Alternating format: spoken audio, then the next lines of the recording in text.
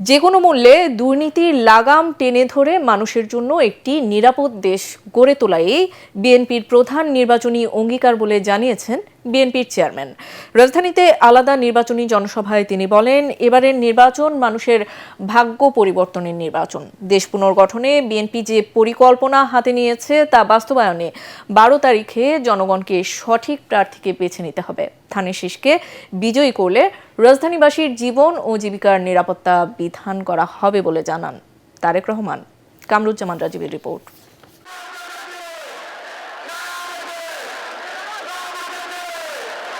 নিজ নির্বাচনী আসন ঢাকা 17 থেকে রাজধানীতে নির্বাচনী প্রচারণা শুরু করলেন বিএনপি চেয়ারম্যান তারেক রহমান।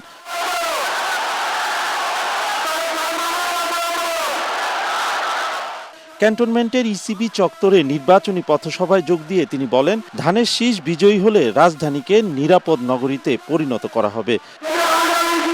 এলাকার সন্তান হিসেবে ধানের শীষের পক্ষে ভোট চেয়ে এলাকার মানুষের জন্য কাজ করার সুযোগ চান তারেক রহমান।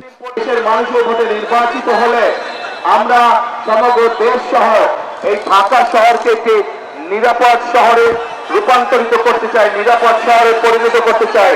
যেই শহরে মা বোনেরা নিরাপদে নিশ্চিন্তে যে কোনো সময় দিনে যে কোনো সময় হাঁটতে পারবেন, যেই শহরে মানুষ নিরাপদে বসবাস করতে পারবে, ব্যবসা বাণিজ্য চাকরি বাকরি করতে পারবে।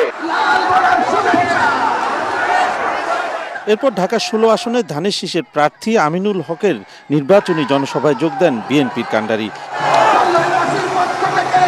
সেখানে তিনি বলেন, 24-এর গণ অভ্যুত্থানে হাজারো শহীদের আত্মত্যাগের বিনিময়ে দেশের মানুষের ভাগ্য পরিবর্তনের সুযোগ তৈরি হয়েছে।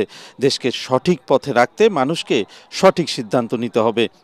আজ সময় এসেছে দেশ এবং দেশের মানুষের আমাদেরকে ভাগ্যের পরিবর্তন করতে হবে, এবং সে কারণেই আপনারা নিশ্চয়ই দুদিন আগে দেখেছেন বাংলাদেশ জাতীয়তাবাদী দল বিএনপির পক্ষ থেকে সমগ্র দেশের মানুষের সামনে আমরা আমাদের দলের ম্যানিফেস্টো উপস্থাপন করেছি।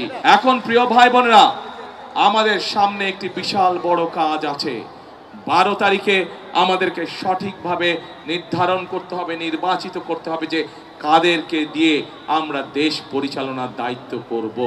এ সময় তিনি বলেন, দেশের প্রত্যেক নাগরিকের নিরাপত্তা নিশ্চিতে আইন শৃঙ্খলা পরিস্থিতি নিয়ন্ত্রণ ও দুর্নীতি নির্মূল করাই বিএনপির প্রধান লক্ষ্য।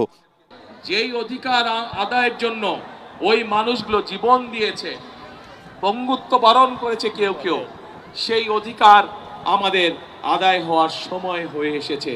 অর্থাৎ 12 তারিখ যেই। এরপর ঢাকা 15 আসনে জনসভায় বিএনপি চেয়ারম্যান বলেন, ধানের শীষ বিজয়ী হলে নগরবাসীর নাগরিক সমস্যার সমাধান করা হবে।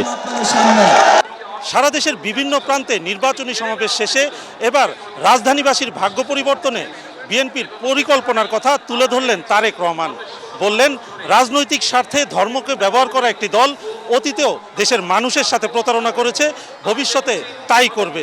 তাই তাদের কোনো কথায় বিভ্রান্ত না হয়ে দেশ পুনর্গঠন এবং গণতান্ত্রিক অগ্রযাত্রাকে এগিয়ে নিতে দেশের মানুষকেই সঠিক সিদ্ধান্ত নিতে হবে।